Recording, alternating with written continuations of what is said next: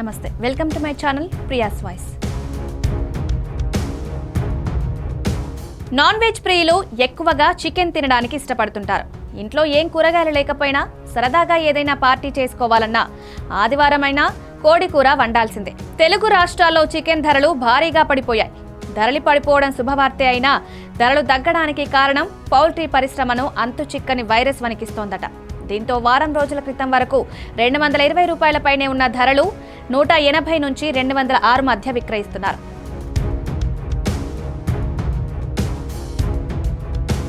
Virus ప్రభావంతో ఆరోగ్యంగా ఉన్న కోళ్లు కూడా ఉన్నట్టుండి చనిపోతుండగా పౌల్ట్రీ రైతులు తీవ్ర ఆందోళనకు గురవుతున్నారు. పౌల్ట్రీ పరిశ్రమను వైరస్ కలవరానికి గురిచేస్తోంది.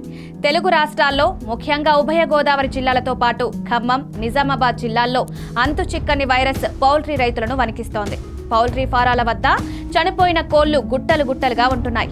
ఆరోగ్యంగా కనిపించిన కోళ్లు క్షణాల్లో చనిపోతుండడం రైతులను తీవ్ర ఆందోళనకు గురిచేస్తోంది. ఉభయ గోదావరి జిల్లాల్లో 15 రోజుల్లో 40 లక్షల కోళ్లు మృత్యువాత పడ్డాయంటే పరిస్థితి ఏ విధంగా ఉందో అర్థం చేసుకోవాలి. తెలంగాణలో ఖమ్మం, నిజామాబాద్ జిల్లాలో ఒక్కో ఫామ్లో రోజుకు దాదాపు 10,000 కోళ్లు చనిపోతుండడం కలవరపెడుతోంది. ఇంత భారీ స్థాయిలో కోళ్లు చనిపోతుండడంతో రైతులు గందరగోళానికి గురవుతున్నారు. అత్యధిక సంఖ్యలో కోళ్లు చనిపోతుండడంతో కోడిగుడ్ల ఎగుమతులు భారీగా పడిపోతుండడంతో పౌల్ట్రీ రైతుల ఆర్థిక పరిస్థితి దిగజారుతోంది.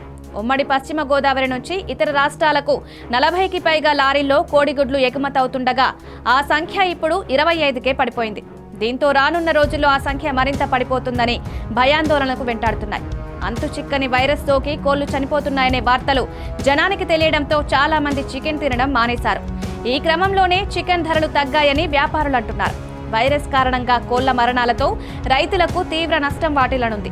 వైరస్ ను గుర్తించి వెంటనే నిరోధక చర్యలు చేపట్టాలని రైతులు ప్రభుత్వాన్ని వేడుకుంటున్నారు. వైరస్ సోకిన పౌల్ట్రీ ఫారాల నుంచి శాంపిల్స్ ను ల్యాబ్ కు పంపించినట్లు అధికారులు వెల్లడించారు. మరిన్ని వీడియోస్ కోసం సబ్స్క్రైబ్ చేసుకుని కిందున్న బెల్ ఐకాన్ని నొక్కండి. థాంక్యూ.